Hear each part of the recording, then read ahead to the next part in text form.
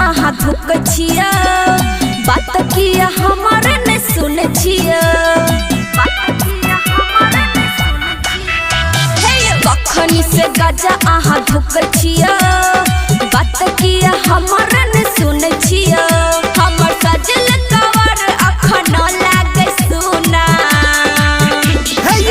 एना नैया कुकुना हम लगा तब झून झूना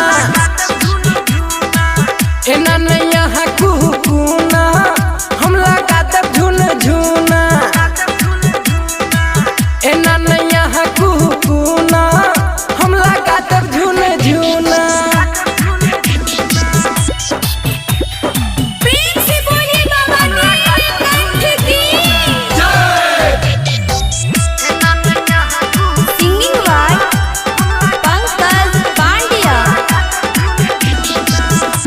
मिनट और रुकू रुकू रुकू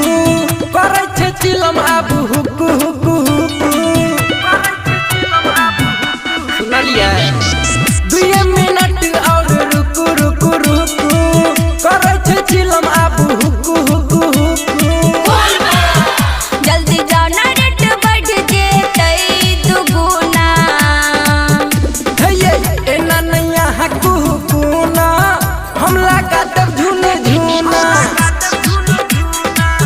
एना नैया कुकुना हम लगा तब झून झूना एना नैया कुकुना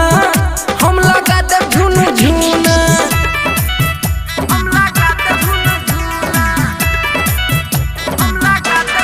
म्यूजिक बाय राज गोविंद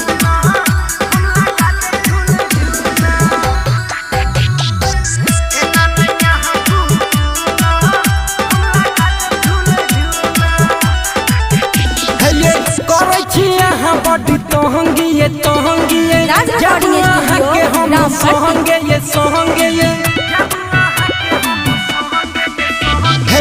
करे छी यहाँ बड़ी तोहंगिए तोहंगिए पंकज पांड्या जाति सोहंगे ये सोहंगे ये घर अंगना के की देबै छोड़ के सोना एना नैया कुकुना हम लगा तब झून झूना